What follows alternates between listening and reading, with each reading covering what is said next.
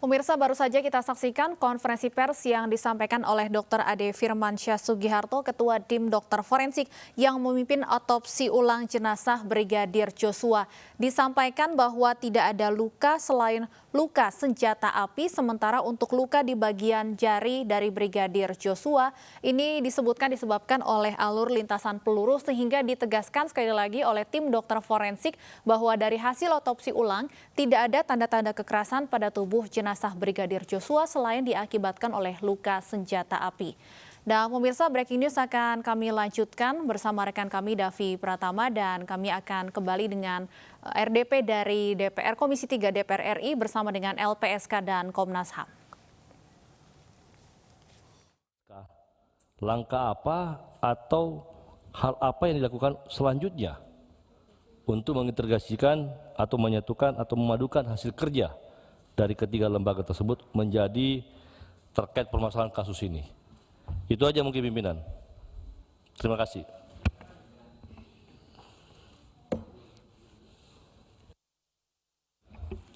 Terima kasih Ketua. Assalamualaikum warahmatullahi wabarakatuh. Yang saya hormati Ketua dan seluruh anggota Komisi 3, yang saya hormati Komnas HAM dan LPSK. Yang pertama, tentu saya ingin menyampaikan apakah ini kepada Komnas HAM, apakah investigasi yang sudah dilakukan ini sudah final atau ada beberapa yang mungkin rangkaian yang terputus, yang kemudian ini nanti menjadi bagian penentu terhadap apa yang nanti menjadi rekomendasi dari Komnas HAM kepada Tim Sus Mabes Polri. Yang kedua, kalaupun memang ini sudah final, apakah sudah ada hasil rekomendasinya, Pak? Ini kita juga perlu tahu.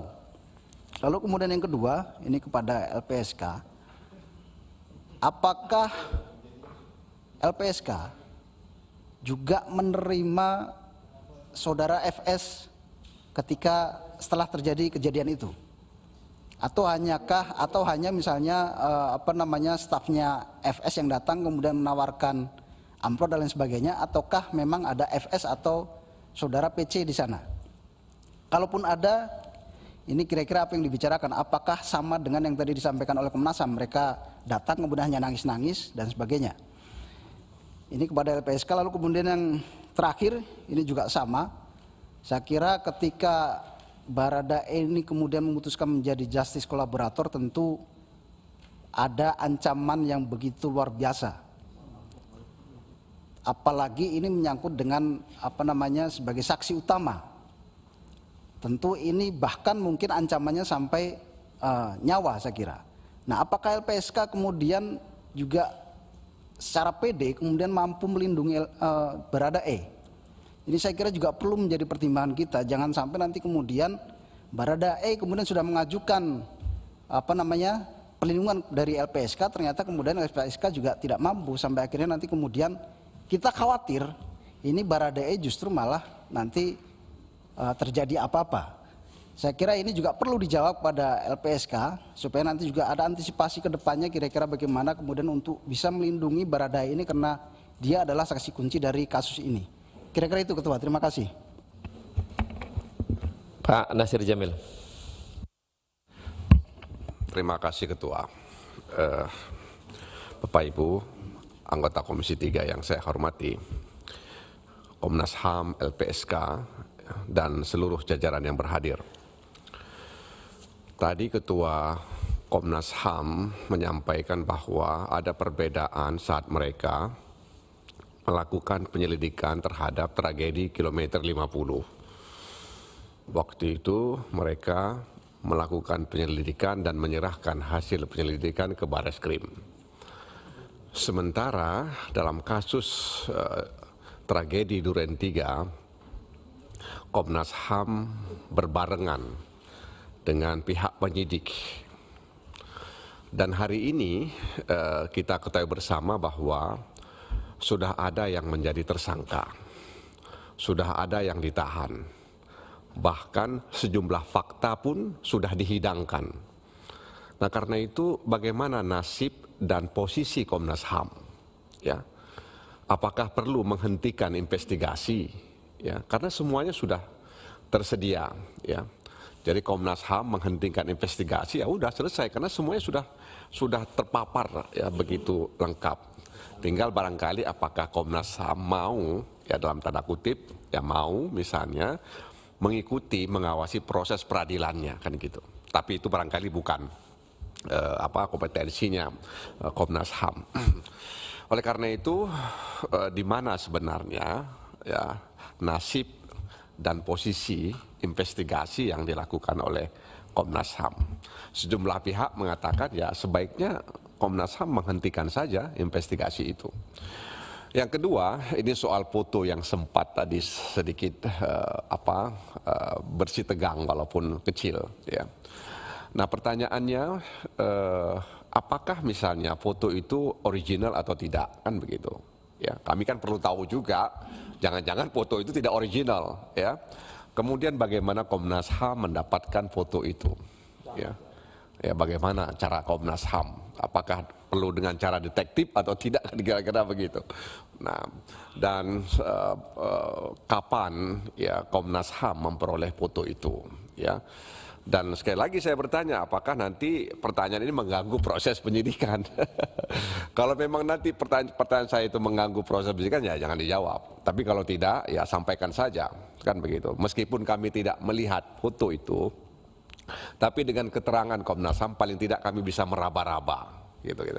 Bisa meraba-raba walaupun kami tutup mata, kira-kira begitu. Nah karenanya ini menurut saya penting karena itu disebutkan adalah foto tanggal 8 Juli 2022. Itu untuk Komnas HAM. Terima kasih ya Komnas HAM sudah berusaha untuk membuka tabir ini. Ya, dan mudah-mudahan saja ada keadilan bagi Yosua ya almarhum dan juga kembalinya kepercayaan publik kepada institusi kepolisian Republik Indonesia. Nah kepada LPSK tadi disebutkan bahwa tidak menerima perlindungan untuk Ibu PC dan juga kepada Barada E. Tapi kemudian memberikan justice kolaborator ya kepada Barada E karena dia bukan saksi utama ya, dia bukan pelaku utama maksud saya. Nah, dalam pandangan kami atau saya pribadi ya, bagaimana sebenarnya apa yang akan dilakukan oleh LPSK ya terkait keinginan daripada Barada E. Karena Barada E tadi itu memohon dan LPSK menerima permohonan untuk menjadi justice kolaborator. Harapan kami sebenarnya LPSK ini juga memberikan ya keterangan agak detail kepada Komisi 3. Ya, kan tentu tadi disebutkan saja menerima permohonan karena syarat-syarat formal sudah dipenuhi. Nah, kami kan ingin tahu juga ya ada hal-hal di luar itu semua yang juga harus diberitahukan kepada Komisi 3 gitu. Bukan hanya bahwa dia memenuhi syarat formal seperti yang diatur dalam peraturan perundang-undangan bahwa dia bisa menjadi JC. Sehingga apa yang dilakukan oleh LPSK itu kemudian ada manfaatnya, ada dampaknya terhadap proses hukum tersebut gitu loh.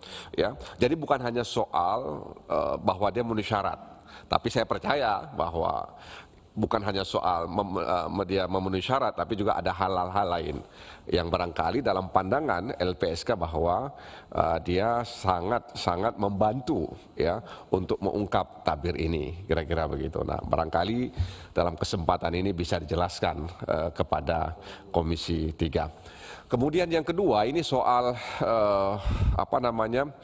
bahwa Ibu PC misalnya dengan LPSK tidak mau memberikan keterangan. Sementara kepada penyidik dia mau memberikan keterangan. Nah ini kan pertanyaan, apakah memang Ibu PC sama seperti keluarga brigadir yang tidak mempercayai untuk sementara itu? Ya, kan tadi kan dijawab sama keluarga brigadir bahwa untuk sementara ini kami tidak mempercayai LPSK. Nah apakah memang waktu itu Ibu PC juga sama bahwa dia tidak mempercayai LPSK? Kira-kira begitu kan, pandangan saya begitu ketika tadi membaca bahwa Ibu PC tidak bersedia memberikan keterangan kepada LPSK, tapi kepada penyidik Bareskrim dia bersedia memberikan keterangan. Ada apa Kan begitu pertanyaannya. Ya kita sebagai orang yang ikut membentuk LPSK kan tersinggung juga dong, ya kira-kira begitu ya. Sama LPSK, apalagi tadi keluarga brigadir, untuk sementara kami tidak mempercayai LPSK. Sekali lagi kami sebagai pembentuk undang-undang yang merintis sejak awal LPSK terbentuk, ya dalam tanda kutip tersinggung, ya dalam tanda kutip ya tersinggung, ya ada apa dengan LPSK kan itu pertanyaannya, kira-kira begitu. Dan yang terakhir, saya pikir kita ini mengelola lembaga negara. Mengelola lembaga negara tentu tidak sama dengan mengelola lembaga yang bukan negara. Nah, karena itu harapan kami ya kepada semua kita yang ada di sini, terutama teman-teman yang hari ini mengurus organ negara penunjang, ya diharapkan bisa bersifat dalam tanda kutip negarawan. Ya, karena tidak semua informasi itu kemudian harus kita sampaikan. Ya, kadang-kadang bahkan bisa blunder informasi itu. Ada informasi-informasi yang memang harus kita sampaikan kepada pihak yang punya otoritas, ya, untuk kemudian menindaklanjuti informasi itu. Untuk apa kita sampaikan informasi? Tiba-tiba informasi itu justru mengacaukan suasana yang ada, bahkan seperti bom bunuh diri. Kan kira-kira begitu, ya. Nah itu harapan saya sebagai mitra dengan teman-teman LPSK dan Komnas HAM. Demikian, terima kasih Ketua atas waktu yang diberikan. Wassalamualaikum warahmatullahi wabarakatuh. Pak Suding, bentar, habis kanan kiri, oke? Baik, makasih pimpinan Bapak Ibu anggota Komisi 3, Ketua Komnas HAM dan LPSK beserta seluruh jajarannya yang saya hormati. Assalamualaikum warahmatullahi wabarakatuh. Pertama, tadi dijelaskan ya bahwa Komnas HAM begitu proaktif ya, sampai turun ke Jambi ya, melakukan investigasi dan sebagainya. Kita menghargai itu ya, dalam mengungkap satu kebenaran. Di samping lakukan investigasi di Jambi dan juga tadi dijelaskan bahwa ada beberapa dokumen-dokumen yang sudah didapatkan di TKP. Apakah Komnas HAM juga melakukan suatu investigasi? Ya? Karena tadi Prof. Mahfud juga menyampaikan bahwa satu proses tindak pidana itu satu tindak pidana itu paling tidak ada kausalitas ya, hubungan sebab dan akibat. Apakah Komnas HAM juga melakukan suatu investigasi apa yang terjadi di Magelang? Ya kan begitu. Ini kan prosesnya dari Magelang, ya. Ada suatu proses terjadi di Magelang, lalu kemudian FS murka, ya, sampai terjadi tragedi yang di Duren 3. Ini juga didalami nggak Komnas HAM? Ya. Apa kejadian yang terjadi di Magelang sebelum itu? Karena tadi juga dijelaskan bahwa ada komunikasi antara Brigadir J dengan kekasihnya tanggal 7 dan itu mendapatkan ancaman. Kan ada ancaman tanggal 7, kejadian tanggal 8, ya kan begitu. Nah, apa yang melatar belakangi ancaman itu? Siapa yang melakukan? Ya tadi kalau dikatakan squad ya, yang arahnya ke kuat ya, kuat kan begitu. Nah, kuat kan juga ada di Magelang, bersama-sama dengan almarhum dan beberapa ajudan. Apa kejadian sesungguhnya yang terjadi di Magelang? Ya kan begitu. Ini kan perlu juga diungkap. Ini kan perlu diungkap ya, hubungan kausalitasnya, sebab akibatnya, sehingga terjadi tragedi yang ada di Duren 3. Jadi kita jangan melihat dari sisi pembunuhannya saja, tapi kausalitasnya yang perlu juga diungkapkan begitu. Nah, ini saya minta ke Komnas HAM juga untuk melakukan itu, hubungan kausalitas ya, terhadap tindak pidana ini.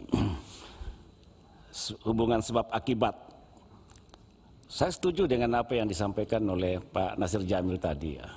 Karena memang dalam Undang-Undang 3999 ya, di pasal 92 bahwa memang Komnas HAM sedapat mungkin merahasiakan atau membatasi penyebarluasan suatu keterangan atau bukti lain yang diperoleh oleh Komnas HAM yang berkaitan dengan materi ya, terkait dengan proses penyidikan. Jadi jangan juga kita genit ketika ada sesuatu lalu kemudian diumbar ke publik, inilah yang memunculkan kesimpang siuran berita. Ya. Hanya sedikit yang disampaikan, tapi itu di media seakan-akan bombastis gitu loh. Apa namanya, pemberitaan-pemberitaan itu dengan judulnya dan sebagainya. Sehingga ini juga mengganggu satu proses penyidikan. Ya. Sedapat mungkin ya membatasi diri ya. Kalau memang ini dianggap bahwa ini dalam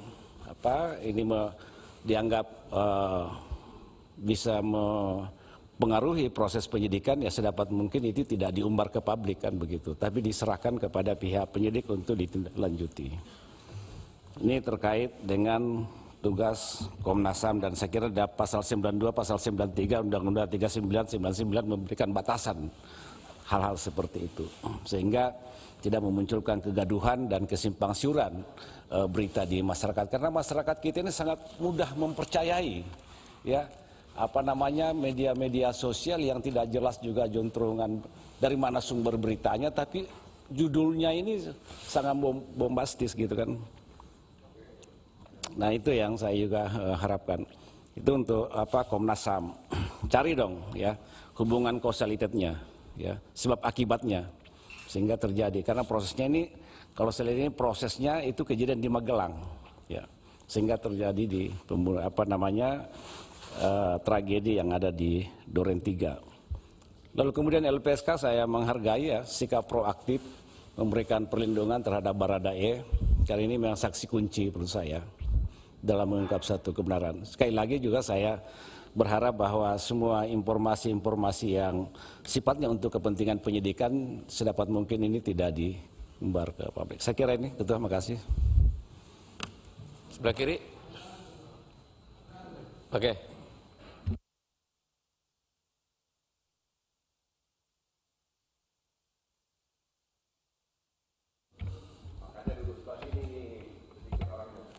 Makasih. Terima kasih Ketua. Ketua Komisi 3 yang saya hormati. Saya dulu, Mas.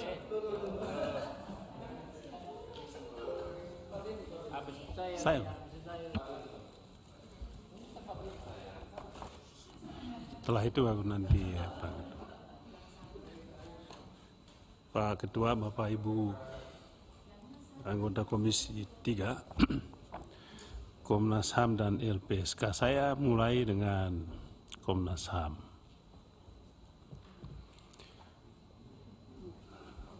Saya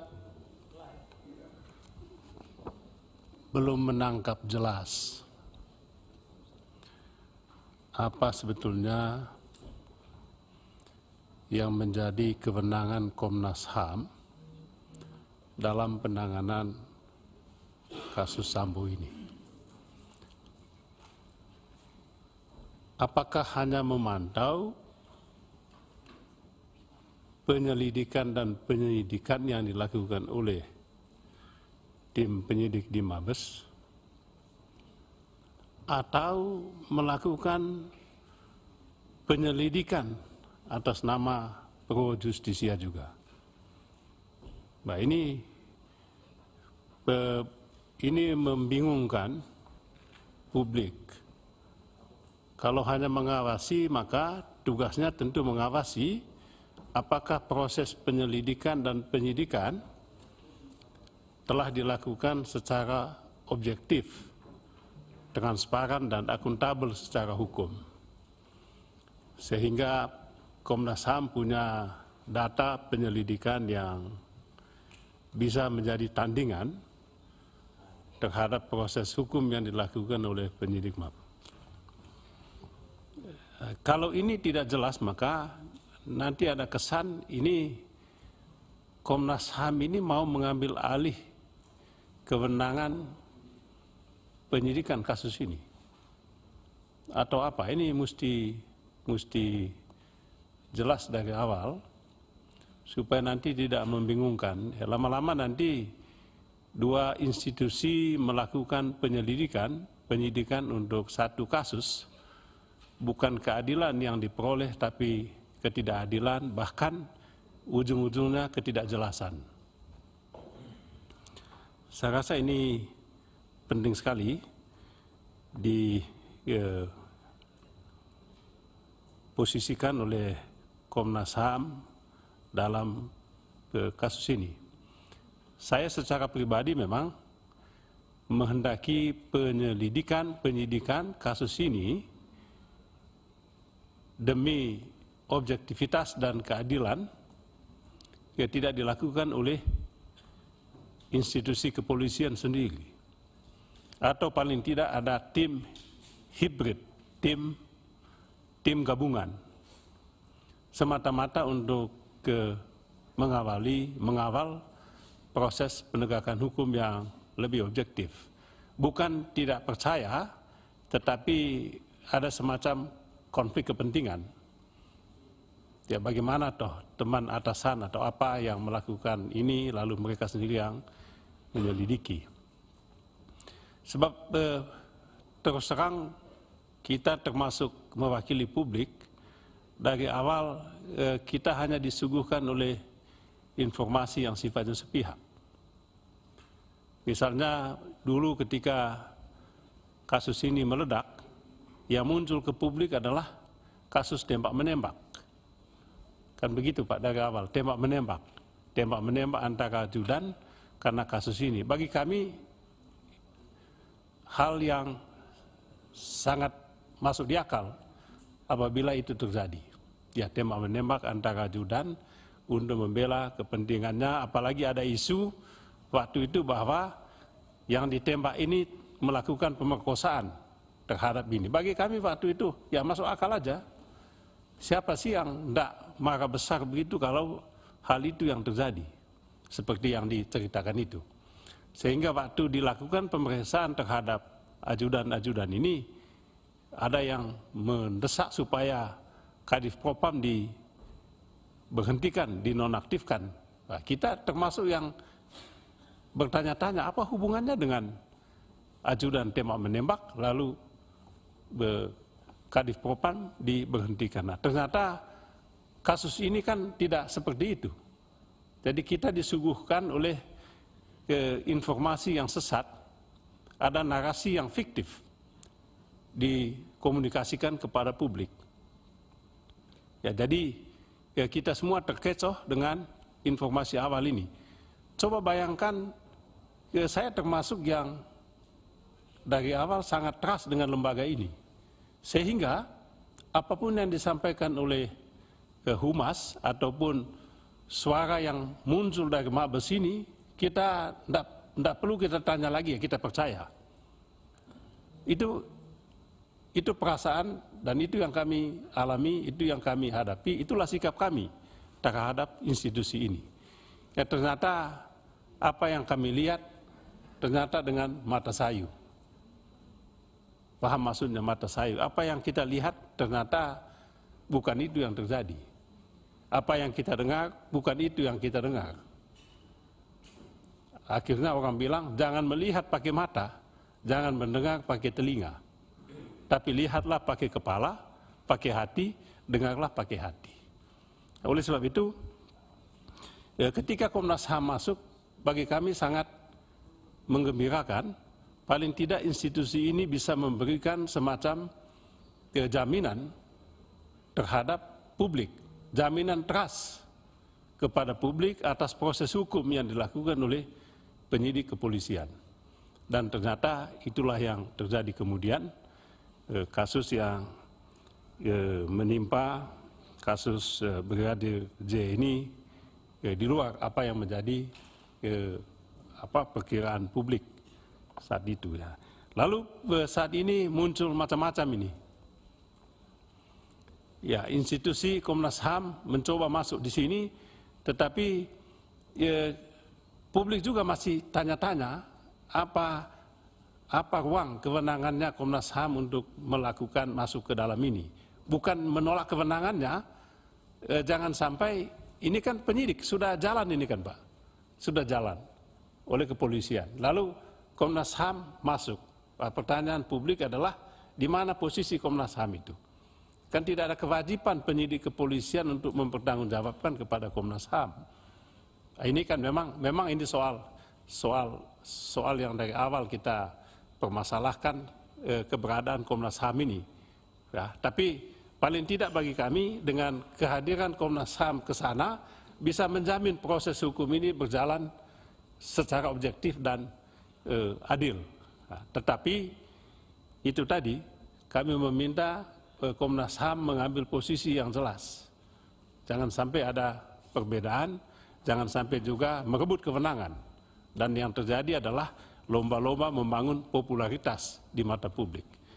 Mabes Polri membangun narasinya, Komnas HAM juga membangun narasinya. Ini kan bingung gini Pak. Yang menyidik ini Komnas HAM atau kepolisian. Nah, kalau Komnas HAM tidak melakukan ini juga ya gimana kepolisian, jangan sampai terulang lagi. Ya, ini bukan apa-apa, kita Komnas HAM ambil bagian bukan untuk merusak institusi ini, untuk mendukung dia bekerja profesional, akuntabel, dan juga bisa trust di mata publik. Kemudian yang kedua, ini saya senang sekali istilah Komnas HAM ini, obstruction of justice. Ini sebetulnya poin penting.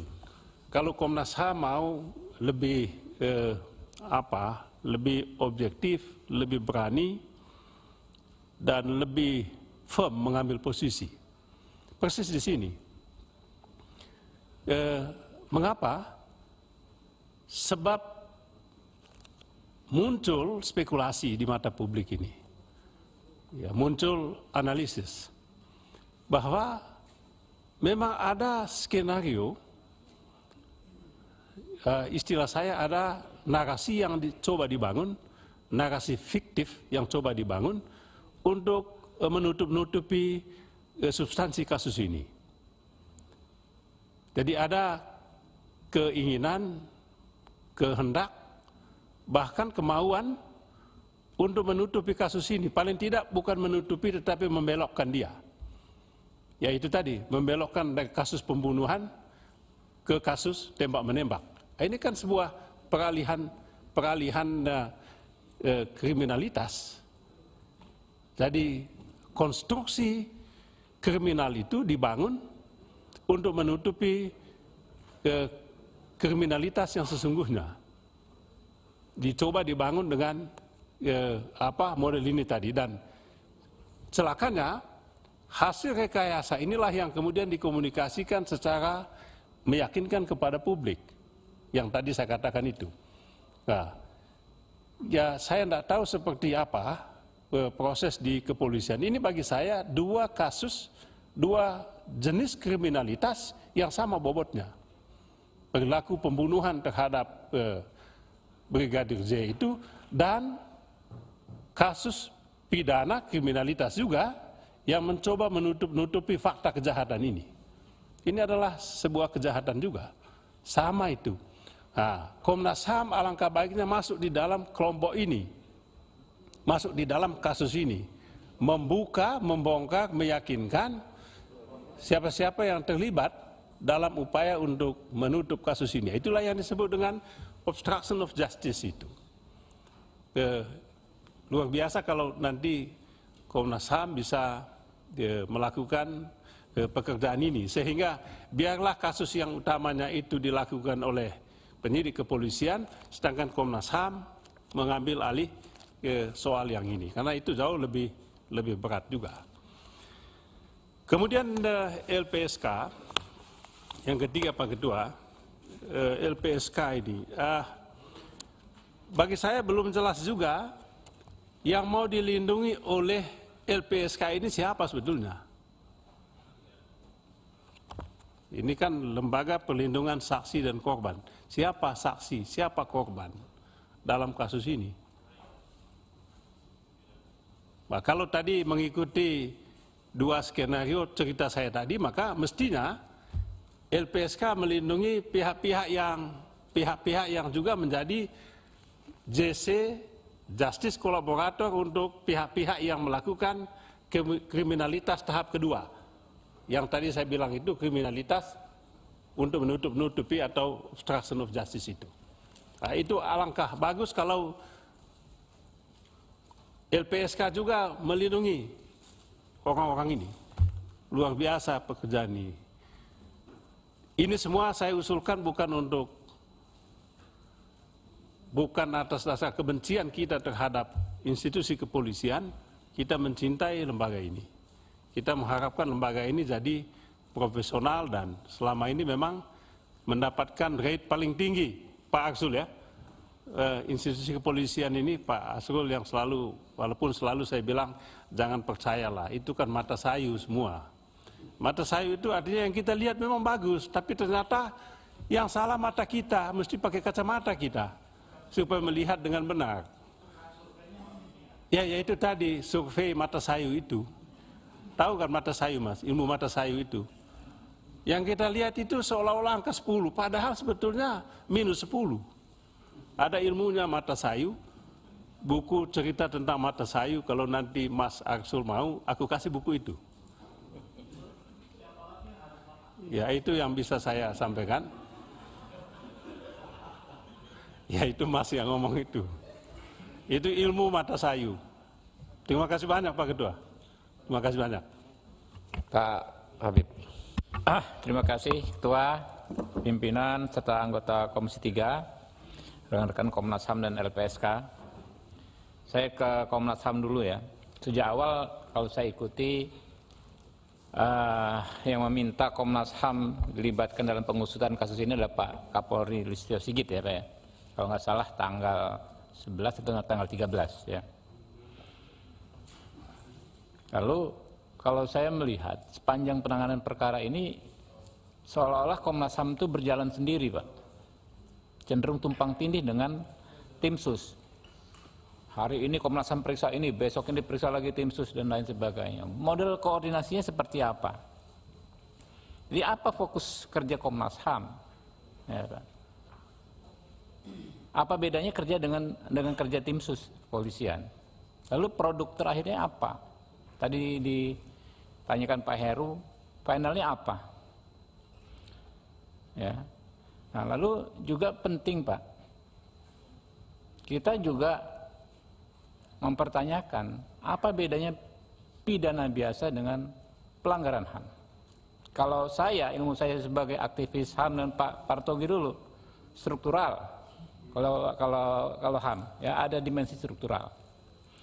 Untuk mendalami adakah di dimensi struktural itu, motif paling penting Pak.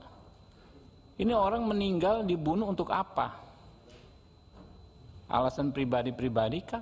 Apa ada alasan struktural? Karena kekhawatiran misalnya ada sesuatu yang besar terbongkar kalau tidak dibunuh. Nah, saya bingung Pak. Komnas HAM kerja demikian jauh ya, tapi nggak mengotak-atik soal motif. Saya nggak lihat itu, diotak-atik soal motif ini. Semua seolah-olah kita nyerah, udah motifnya ya nanti aja di persidangan. Padahal yang lain diumumkan dahulu. Sampai terakhir soal pengakuan bahwa Sambo juga ikut menembak sudah diumumkan lebih dahulu, tapi motif tidak dikejar.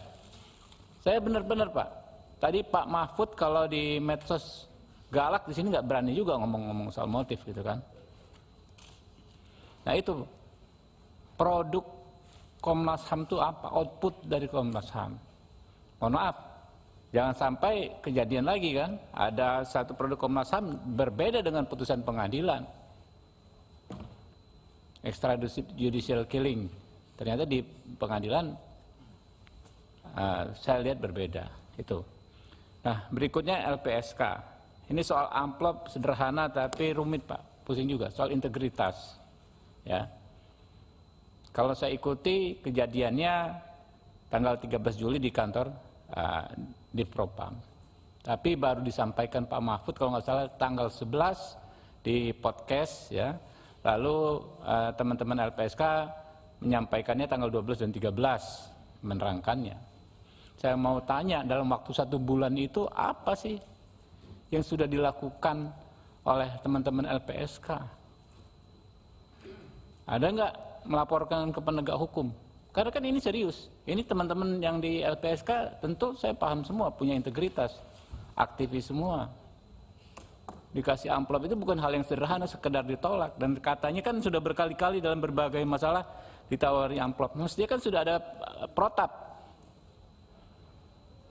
Kalau ada orang ngasih saya amplop, ya kan, amplopnya saya ambil, saya bawa ke mana? Ke penegak hukum atau seperti apa. Kan sekarang udah sebulan berlalu. 13 Juli, 11 Agustus, sebulan. Ya repot lagi nih urusan, yang satu belum kelar, yang satu padahal sama-sama penting Pak, soal ini Pak. Penting juga, itu pelanggaran hukum yang serius. Ya. Mungkin itu dulu dari saya. Terima kasih. Billahi taufiq wal hidayah. Wassalamualaikum. Ketua, daftar ketua. Ya, Pak Anja silakan. Terima kasih Pak Ketua. Saya berusaha tidak mengulangi yang sudah disampaikan oleh kawan-kawan. Kalau serempet mungkin sedikit saja. Gini Pak, saya langsung ke Komnas HAM dulu. Komnas HAM, kalau saya mendengarkan tadi secara detail, belum Komnas HAM menetapkan bahwa pada perkara atau kasus ini sudah ditetapkan ada pelanggaran HAM. Kan begitu ya Pak BK? Belum ada. Kalau saya mencoba membanding-bandingkan dengan peristiwa-peristiwa lain, bukan pada pembunuhan Joshua ini, Komnas HAM lebih cepat mengeluarkan sebuah penetapan akan terjadinya sebuah pelanggaran HAM. Tentu pertanyaan saya adalah, apa kendala yang dihadapi oleh Komnas HAM sehingga masih ragu-ragu menetapkan status ini? Atau memang kalau tidak ada, saya menyatakan bahwa katakan juga tidak ada kalau memang tidak ditemukan. Itu yang pertama. Kedua, bahwa Komnas HAM, kami menilai Bapak ikut memberikan beberapa pendapat-pendapat, sehingga ada yang saya kutip. Komnas HAM awalnya menyatakan tidak menemukan tanda-tanda penganiayaan terhadap Brigadir J. Tentu ini berbeda dengan apa yang disampaikan dengan, kalau kita dengarkan secara seksama, apa yang disampaikan pengacara Brigadir J, keluarga Brigadir J, yang menyatakan ada tangannya dipatahkan, ada memar di beberapa bagian tubuh yang sepertinya kena penyiksaan dan sebagainya. Bukan hanya peluru. Di mana kira-kira Komnas HAM dasarnya seperti itu sehingga melahirkan sebuah kesimpulan seperti itu dari yang saya baca. Selanjutnya, ada juga pernyataan pada hari Rabu tanggal 10 bulan 8 yang saya baca, bahwa Komnas HAM menegaskan memiliki skenario sendiri demi menjaga, maksudnya penilaian terhadap kasus ini, demi menjaga independensi Komnas HAM. Saya suka sebenarnya ini kalimat. Tetapi saya ingin mengetahui batasan-batasan memiliki skenario sendiri. Jangan sampai membuat wacana lain di luar daripada proses penyidikan yang sudah dilakukan oleh kepolisian. Itu Komnas HAM. Kemudian yang terakhir Komnas HAM, kalau saya melihat di sini, Komnas HAM memberikan laporan di sini tanggal 12 mulai Juli. Komnas HAM menerima informasi kasus dan melakukan monitoring media terkait isu penyiksaan. Sudah mulai masuk bahwa Komnas HAM tadi ini ragu, ternyata Komnas HAM mulai masuk mempelajari bahwa ada penyiksaan. Ini yang saya baca ya dari laporan Bapak ini. Dari interval waktu ini yang Bapak berikan dalam laporan hari ini, belum ada tanda-tanda sampai kapan Bapak mengambil waktu untuk menetapkan status tadi itu. Apakah menunggu putusan ada dari pengadilan, baru Bapak menyatakan di sini ada pelanggaran atau tidak ada pelanggaran HAM? Itu. Tapi saya ucapkan Komnas HAM terima kasih karena saya mengikuti terus pemberitaan, berupaya terus memberikan kontribusi terhadap peristiwa ini dengan keilmuan yang ada pada wilayah kerja tentunya yang ada di Komnas HAM. Saya bersyukur itu. LPSK, ada yang menarik permintaan Bapak tadi. Saya garis bawah ini Pak Arsul, Pak Ketua. Menarik juga sebenarnya ini permintaannya Bapak ini bahwa meminta kepada pemerintah atau kepada DPR minta dukungan untuk dibuatkan rumah tahanan terkait dengan JC, Justice Collaborator. Siapa yang dikenakan pada status JC dibuatkan tahanan tersendiri. Kenapa? Untuk menjaga orang ini jangan sampai teraniaya, jangan sampai dibunuh atau jangan sampai diracun. Kalau Baradae tiba-tiba mati besok atau sebentar malam, maka yang setuduh adalah LPSK. Tidak memberikan jaminan. Berarti apa yang Bapak usulkan, menurut saya ini bagus untuk dikaji khusus. Dan tentu demi kebaikan bangsa dan negara, demi kebaikan bangsa dan negara saya ulangi, maka tentu ini patut secara pribadi saya menyetujui itu. Karena hal dalam rangka mengungkap sebuah kasus perlu yang namanya saksi kunci harus diamankan baik-baik. Kemudian LPSK tentang amplop, ini juga yang mengganggu pikiran kami di DPR sebenarnya. Karena DPR juga telah dituduh oleh orang di luar yang menyatakan terkontaminasi dengan amplop. Dan saya akan minta izin kepada pimpinan. Saya akan laporkan orang itu. Saya akan tantang orang itu. Siapa anggota DPR yang menerima amplop terkait dengan persoalan Pak Sambo? Saya tantang. Munculkan siapa yang terima, sebut namanya, berapa jumlahnya. Tetapi karena saya belum diizinkan oleh pimpinan, tentu saya belum bisa melaporkan. Ya, saya taat dan patuh kepada Pak Adis Kadir tentunya. Itu Pak. Amplop ini di LPSK akhirnya mencuat di publik, dilarikan kemana-mana. Seakan-akan kasus ini ada upaya untuk menyogok LPSK. Ditanya LPSK, apa isi amplop itu? Saya tidak tahu karena belum buka. Bagaimana caranya mau diketahui bahwa itu uang?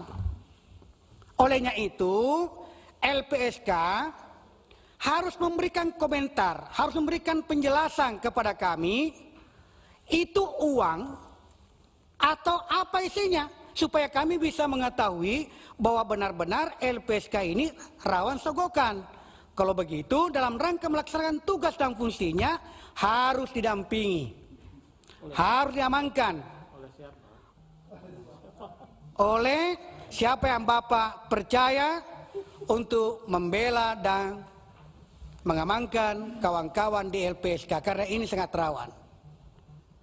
Nah, pertanyaannya hari ini Pak Asto, saya minta Bapak jelaskan kepada kami pada hari ini. Sampai hari ini, adakah tanda-tanda yang kawan-kawan LPSK terima, tanda-tanda ada yang menteror, ada yang mengancam-ngancam, sehingga seakan-akan LPSK ini sangat penting sekali artinya untuk disogok. Karena terbukti menolak sogokan tadi. Kalau begitu berarti ada upaya untuk mencelakakan. Sekarang itu dijawab nanti Pak Hasto, karena ini butuh dan tentu masyarakat juga ingin mendengarkan seberapa penting kita harus mendoakan LPSK terbebas dari ancaman dan sogokan. Saya kira itu kembalikan Pak Ketua, terima kasih. Assalamualaikum warahmatullahi wabarakatuh. Mungkin nanti dulu Pak Rudi, sabar. Karena kamu sebelahan, kamu pindah dulu sana, ntar kita kenal. Mungkin yang Pak Anca tadi sampaikan, benarkah itu ada duit di dalam? Mungkin juga bisa voucher. Ya, mungkin juga voucher. Bisa aja voucher hotel, itu kan tidak tahu kita LPSK itu duit di dalamnya. Hah? Atau voucher Formula E udah nggak kepake lagi itu. Oke Pak Arsul, silakan Pak Arsul.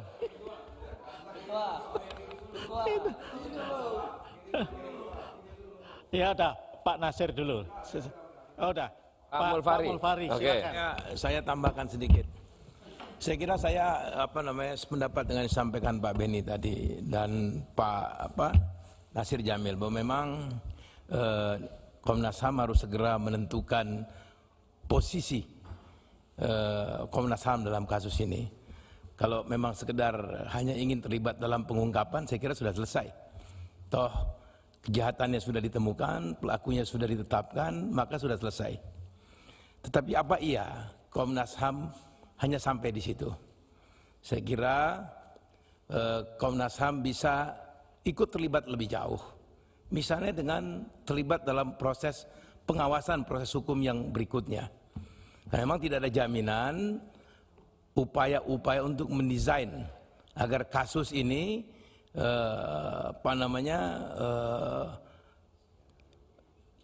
menjadi kasus yang ringan misalnya, itu tetap dilakukan, tidak ada jaminan. Tadi kalau kita dengar Pak Mahfud dan penjelasan dari teman-teman Komnas HAM, upaya untuk membelokkan fakta terhadap perkara ini kan berkali-kali dilakukan. Sejumlah siasat sudah dilakukan, telepon bolak-balik diganti untuk mendesain cerita baru, kemudian bangunan cerita baru runtuh, dibangun lagi yang baru, sehingga tidak salah kalau kita sampai pada pendapat bahwa upaya ini tidak akan berhenti sampai nanti perkara ini masuk ke persidangan. Oleh sebab itu Komnas HAM misalnya bisa terus-menerus ikut terlibat dalam proses pengawalan. Atau bahkan lebih jauh, tadi Saudara Habibur Rahman bicara soal motif. Kalau kita rapat dengan kepolisian, mungkin motif bagi kami sudah tidak penting. Kenapa? Karena kejahatannya sudah ditemukan. Motif itu biasanya dipakai untuk membuat terang persoalan. Tapi ini kan sudah ada, tersangka sudah ada. Nah tetapi karena ini Komnas HAM yang sedang melakukan rapat dengan kita, motif menjadi penting untuk membuktikan ada tidak aspek-aspek yang menjadi tupoksi Komnas HAM dalam kejahatan ini. Ada enggak soal-soal yang masuk dalam kualifikasi struktural seperti yang disampaikan oleh Habibur Rahman tadi. Kalau memang iya, berarti ini kan kejahatan terhadap kemanusiaan dan tentu hukumannya bisa berat. Ini juga bisa, saya nggak tahu apakah memang ada ruang untuk Komnas HAM mengeluarkan rekomendasi misalnya. Kalau proses penyidikannya sudah selesai di kepolisian, mungkin ke kejaksaan, sekalipun ini tidak akan mempengaruhi independensi dari tiap-tiap lembaga hukum yang ada. Tapi saya kira memang Komnas HAM bisa terlibat lebih jauh untuk mengawal semua proses yang berlangsung sampai dengan nanti ada putusan. Saya kira itu. Jadi tadi tidak berhenti sampai di pengungkapan kasus. Saya bisa paham kalau kemarin kalau kita lihat di awal-awal pengungkapan kasus, sama seperti Pak Mahfud tadi, seringkali kita menangkap kesan bahwa Komnas HAM dan Pak Mahfud dalam kapasitas sebagai Kompolnas mendahului proses penyidikan. Tetapi kemudian lewat rapat pagi hingga siang hari ini kita bisa memahami bahwa itu adalah upaya yang bisa dilakukan oleh Komnas HAM dan Kompolnas untuk mengawal agar pengungkapan kasus ini on the track, dan mereka yang mencoba untuk mendesain cerita lain di luar fakta yang sesungguhnya paham bahwa ada pihak-pihak yang di luar sana yang paham jalan cerita yang sebenarnya dari pengungkapan kasus ini. Saya kira itu. Terima kasih. Assalamualaikum warahmatullahi wabarakatuh. Izin Ketua. Pak Arsul. Ya. Terima kasih Pak Ketua. Saya menambahkan sedikit saja karena apa yang menjadi concern saya dengan baik sekali telah tadi disampaikan oleh Dr. Beni Kapur Harman. Ya. Nah, bagi saya semua yang dikerjakan oleh Komnas HAM positif. Barangkali kalau ada pertanyaannya itu adalah tentang artikulasi dari yang dikerjakan itu di ruang publik. Ya. Ini yang tadi disampaikan oleh banyak teman-teman menimbulkan semacam competing information lah, informasi yang berkompetisi dengan lembaga penyidik Polri dalam hal ini. Ya, jadi buat saya yang perlu ditata adalah bagaimana kemudian Komnas HAM ya menghindari komunikasi di ruang publik yang itu menimbulkan tanda tanya, apakah itu kewenangannya Komnas HAM atau kewenangannya penyidik Polri sebagai lembaga yang berada dalam sistem peradilan pidana terpadu kita. Tetapi kalau apa yang dilakukan oleh Komnas HAM punya basis, punya dasar hukum. Saya kira di landasan hukum sudah dijelaskan di paper ini. Ada nota kesepahaman antara Komnas HAM RI dengan Polri nomor 03 MOU KH _4 Romawi _2021 tentang pemajuan dan penegakan hak asasi manusia. Saya membaca ruang lingkup nota kesepahaman ini. Ya, pertama pertukaran data dan atau informasi, kemudian yang kedua pemajuan dan penegakan HAM, yang ketiga dukungan penyelidikan secara saintifik, dan yang keempat adalah kegiatan lain yang disepakati. Nah, dalam konteks perkara pembunuhan Brigadir Polisi Yosua ini kan memang Pak Kapolrinya juga mengajak Komnas HAM. Jadi itu kan berarti artinya ada kesepakatan di situ ya, di mana Komnas HAM secara resmi diminta oleh Polri. Hanya tadi sudah dijelaskan dan saya kira ini benar, tepat, posisi yang diambil Komnas HAM tidak menjadi bagian dari timnya Polri, tetapi secara mandiri.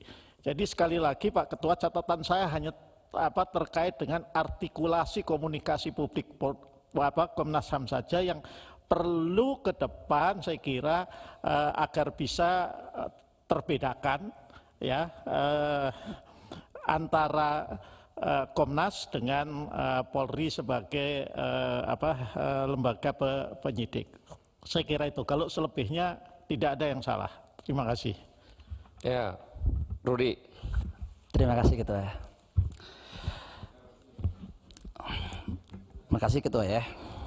Yang kami hormatin Ketua Komnas HAM beserta dengan jajaran LSPK beserta dengan seluruh jajaran. Pertama, saya apresiasi dengan segala tindakan dari Komnas HAM. Ada beberapa hal yang ingin saya sampaikan. Komnas HAM ini periodisasi dari komisioner ini mungkin akan berakhir di tahun ini. Kalau saya tidak salah mungkin di bulan November kalau saya tidak salah tahun ini. Tentunya Bapak selaku pimpinan Komnas HAM beserta dengan seluruh komisioner ini mendapatkan ujian tantangan berkaitan dengan integritas, kapasitas dan kapasitas Bapak. Berkaitan penanganan peristiwa kematian Brigadir J. Ada yang ingin saya sampaikan di sini Pak. Yang pertama adalah saya mempertanyakan satu adalah saya berharap bahwa tupoksi Bapak di dalam melaksanakan kewenangan yang Bapak miliki ini perlu ditunjukkan. Mengapa demikian? Karena saya melihat bahwa publik atau masyarakat Indonesia dari Sabang sampai Merauke ini menunggu sekali tentang laporan akhir dari Komnas HAM tentang adanya atau tidaknya pelanggaran HAM berkaitan dengan peristiwa kematian Brigadir J ini. Yang kedua adalah berkaitan dengan tekanan ataupun intervensi. Tekanan intervensi yang dialami oleh Komnas HAM di dalam menangani kasus kematian Brigadir J ini Pak. Kami perlu mengetahui ini tekanan ataupun intervensi. Kami meyakini tentunya pasti banyak tekanan. Yang ketiga adalah yang saya ingin tanyakan juga yang menjadi catatan khusus dari Komnas HAM di dalam perjalanan penanganan ini bagaimana Komnas HAM ini bisa mendapatkan dukungan untuk dapat melakukan penanganan perkara ini secara adil, objektif, sesuai dengan standar HAM. Mengingat bahwa pertama yang terbunuh ataupun yang meninggal ini adalah anggota Polri. Dan ditengarai bahwa yang melakukan juga adalah jajaran tinggi daripada perwira Polri yang terlibat. Tentu intervensinya sangat akan kuat. Maka ini Bapak sangat diuji Komnas HAM ini di masa periodisasi daripada Komnas HAM di tahun ini. Yang berikutnya adalah berkaitan dengan LPSK. Saya ingin sekali pertama, tugas fungsi LPSK ini yang telah diatur di dalam Undang-Undang Nomor 31 Tahun 2014 tentang perlindungan saksi dan korban, di mana salah satunya adalah tugas utamanya memberikan perlindungan pada saksi ataupun korban tindak pidana. Yang menjadi pertanyaan saya, Pak, ini adalah satu, bagaimana bentuk perlindungan yang diberikan oleh LPSK ini kepada Baradae? Tadi disampaikan dengan rekan saya Pak Supriyansa, kalau meninggal hari ini atau besok, Pak, ini menjadi catatan buruk untuk LPSK ini. Saya setuju juga Pak tadi berkaitan dengan rumah tahanan. Kalau KPK ada, yang lainnya ada, BNN-nya ada, harusnya juga LPSK juga ada. Karena kenapa? Saksi kuncinya ini sangat akan menentukan atau mengungkap daripada kasus ini, Pak.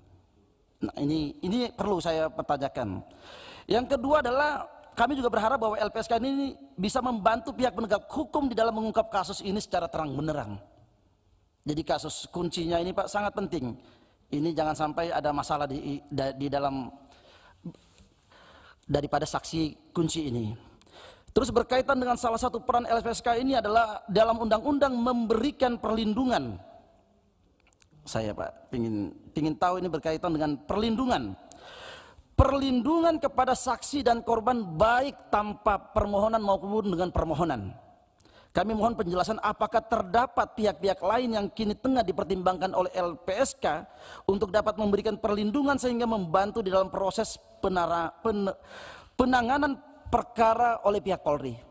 Mungkin itu saja Pak yang ingin saya sampaikan. Terima kasih. Assalamualaikum warahmatullahi wabarakatuh. Pak Arteria terakhir, paling lama mau berapa? 1 jam.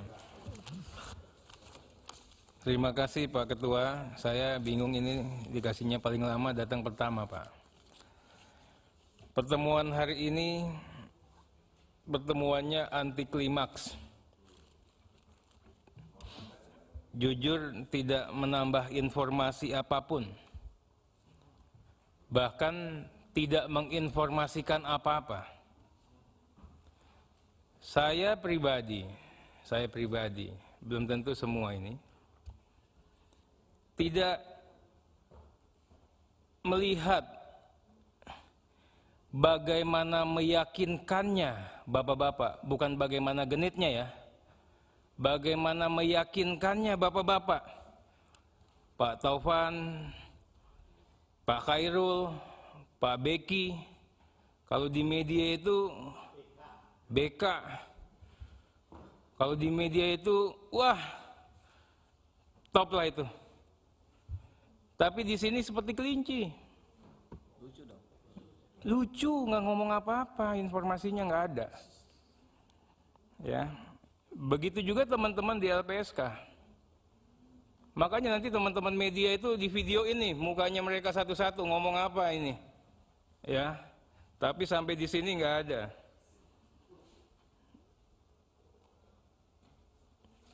Beda Komnas HAM LPSK waktu bicara di hadapan publik. Padahal ini adalah forum resminya. Kalau mau ngomong, buka-bukanya di sini. Lucu tadi, ini materinya materi penyidikan. Lah kemarin diomongin, sekarang materi penyidikan. Takut di debat. Dulu diomongin, belok dikit ngomong, belok dikit lagi ngomong. Kemudian saya ingin sampaikan, ini untuk bapak-bapak ketahui Pak. Forum DPR ini panggung yang paling seksi Pak. Makanya masuk DPR itu susah banget. Setiap detik pastinya menarik untuk diliput, dibicarakan. Teman-teman media bingung, Atria Dahlan kok tidak berucap satu kata pun. Karena kami berdisiplin untuk itu. Karena kami tahu 20 tahun Undang-Undang Polri ini juga harus kita jaga betul. Karena kami tahu TAP 6, TAP 7 ini juga harus kita jaga. Jadi kami bekerja dalam keheningan. Tapi kelihatan teman-teman dikasih panggung sedikit. Ya terlihat